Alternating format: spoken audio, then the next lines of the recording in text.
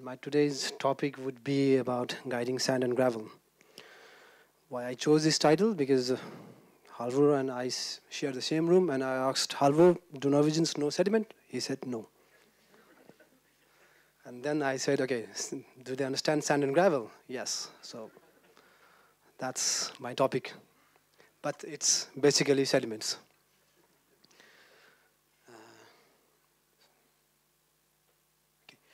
So this is just an overview of what sedimentation is doing in the reservoirs. So this is a study presented by Basson in one of the ICOLD conference in 2009. And there was a previous estimate of sedimentation rate to be 0.5% to 1% annually in the reservoirs. And his study is showing that when the reservoir is going to get filled up at different continents. So if you see this rate, these two bold lines, Asia and Middle East, these are very critical. That means the reservoirs which are being used for hydropower will get 80% filled up by the year 2035. And non-hydropower use, it will get filled up by 2025. Similarly, in the Middle East, it's 2060 and 2030. That is our lifetime. That is, before I die, these are going to get lost. Europe, pretty safe, but Europe also includes Russia, and in Europe, Norway, very, very safe, I guess. But this is a global situation, a very dire situation, which needs a very I'm not getting the word. You need innovation, or you need some management techniques to deal with these situations. So this is the overview. And how does the sediment travel then? That's what I'm going to look into. So if you look into the longitudinal section of the river, there are two types: sediments, suspended sediments, and bed load. The bed load moves along the bed. Some are rolling, some are jumping up, and some are sliding. There are few bigger boulders which can be stationary. But suspended load, these are actually floating in the river. But these suspended load and bed load, you cannot have a marked differentiation about the size, which is floating and which is moving along the bed, because it depends upon the discharge and velocity of the river. So these suspended sediments, if the discharge is the velocity is very less, can be a bed load. And these bed loads, if discharge and velocity is very high, can be a suspended load. So it depends. But this is the mode of transportation in longitudinal river. If we look at a river bend, this is a picture, I took it from a Google Earth. It's a river in Nepal. If you look at a straight portion, you don't see much of a deposition here. It's being transported. But once it enters a bend, you see at the inner bend is a finer particle size being deposited, and on the outer bend, it's the coarser size, or it's a bigger size of particles that are being deposited. It's at the same here at this bend also. So the river in itself is classifying the sediments in the plan, in the longitudinal section. Like river, the velocity in discharge itself is saying where you are going to find the fine sediments and where you're going to find coarser sediments. And these things then enter into the reservoir or enter into the intake, which are very harmful for the hydropower. Next up, this is a very huge chart prepared by Dr. Morris. It's in the book published by World Bank called Extending the Life of Reservoir. And these are methods of managing sediments. It's not removing sediments, but it's managing sediments.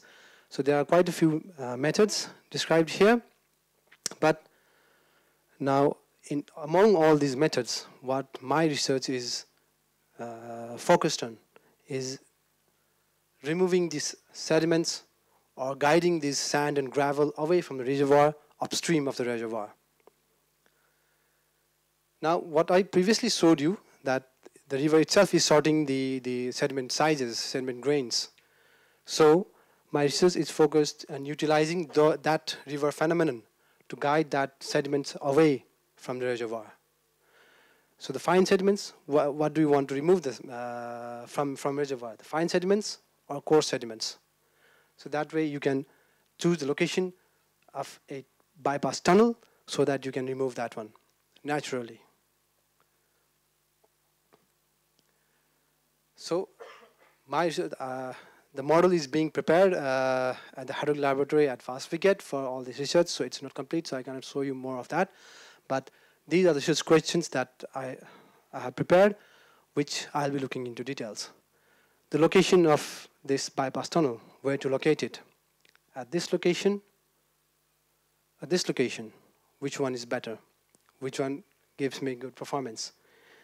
Next, do I need a diversion structure additionally so that I can guide more sediments into the tunnel? Will that be a partial guiding structure like this one, not covering the full length of the river, or a full guiding structure so that this is going away? Thirdly, how much? One phenomenon is, natural phenomenon is that you have more sediments when you have higher water flow. And if in a case of a reservoir, that water flow is stored for a low or lean season. But that high water flow is also bringing in more sediments. So if you completely remove the sediments, if you completely remove that high flow, then you will be losing your storage water. So one method would be to pass few water into reservoir with few sediments, fine sediments, and pass these bed loads or higher amount of sediments down to a tunnel. Sorry, why didn't it go? It didn't show another one. Okay, there's something, something missing here. The other one is that we will lower this water level down here so that all the water is passing through the tunnel. So both these processes are possible, but if we pass all of the water here, we'll be losing water. And if we don't pass, we will be having some fine sediments into the reservoir. So what are the answers sought after this, investigations? One is the benefits. If we are diverting those, if we are guiding those sand and gravels into the tunnel, what are the benefits in terms of the loss cost, in terms of the storage, and in terms of the revenue generated by that?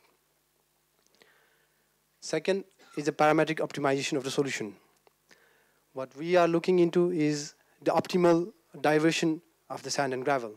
What I meant before also, that are we losing water while diverting the sediments, and how much water that we can lose when guiding sand and gravels away from the reservoir.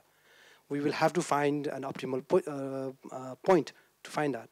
So that's what the concept behind the whole of this research, and that's main point that I will be looking into. And the third, with all those results and with all those optimization things, we will have a basis for planners and designers for a location of those such guiding structures, about the volume of sediments and volume of water to be diverted, and basis to optimize the reservoirs as a whole. Well, I think I've given you the overview, and that's from me for today. Thank you. Any questions?